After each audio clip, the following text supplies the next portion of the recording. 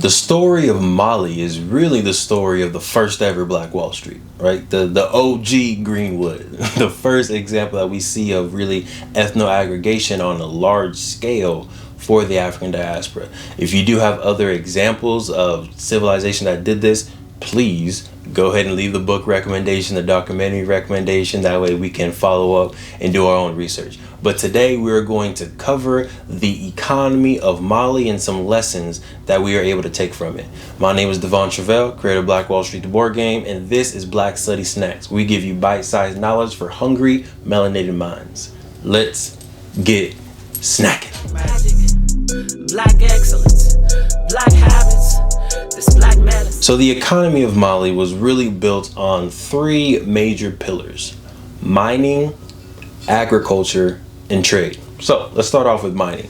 The materials that they were mining the most were obviously gold, right? So it did have a lot of value and it was globally really in demand or desired. They also mined copper, and surprisingly salt had a very high value back then.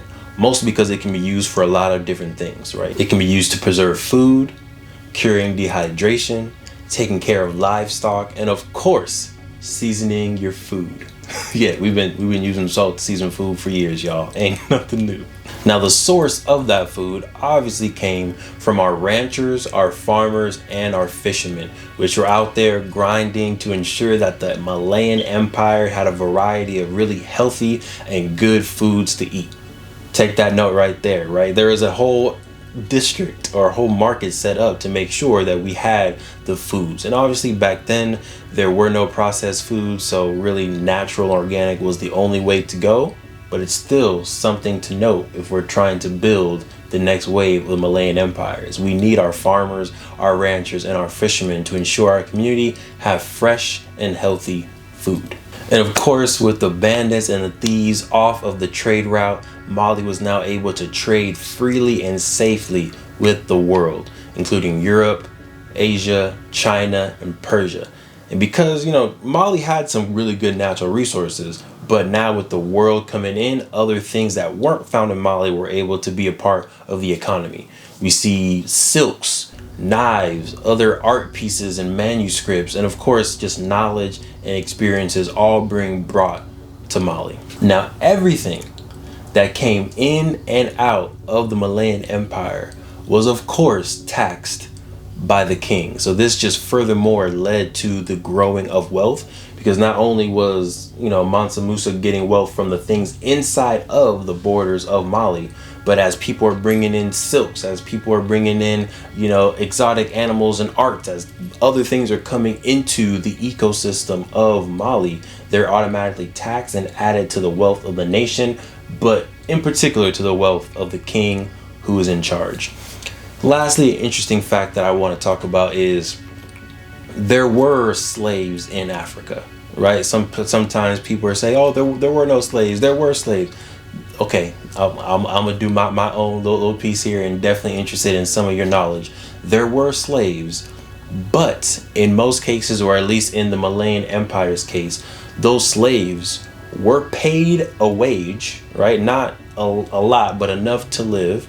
They were also able to freely marry. They were able to go out and be members of society in some form. And if they saved their wages, they can even purchase their freedom. So yes, there were slaves in that term, but it was nowhere near what we see in the transatlantic slave trade, where folks were put into cattle slavery, not really treated as humans and not given really the opportunity to purchase their freedom. Black excellence, black habits, this black medicine, everything. All right, so some takeaways or some lessons that I see in the Malian economy is: one, leverage your natural resources, right? So whatever is natively on your land or for your own person, right? Whatever you can do naturally and you're just skilled at, figure out how you can use that to gain other resources and other assets. So Mali was obviously rich in gold, rich in minerals, so they used gold as their main trading mechanism to get a lot of other things. Number two is own the kingdom and collect your taxes. right? So Mali was a huge kingdom that had resources and allowed for business to be done within the empire. And all business that was done in the empire, the king got a little piece of it, right? That's kind of the standard in nations these days. We're used to paying taxes. But from a separate side, think of whatever your business is, whatever your infrastructure, your system is, think of it as your kingdom, right?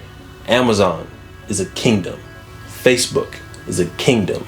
Walmart is a kingdom. And when you're doing businesses with these kingdoms, you are going to be taxed on sometimes both ends, right? If I want to sell something on Amazon, I need to pay a little fee. And then obviously if you're buying something from Amazon, you're also paying a little fee. So you're kind of getting it both ways. So figure out, what kingdom do you want to own, and how can you collect your taxes or your fees or your small, convenience fee, maintenance fee, whatever you want to call it. What's your kingdom, and how are you going to scale that and collect your fees to build your wealth? Thanks for joining us for today's installment of Black Study Snacks, and make sure you keep on snacking.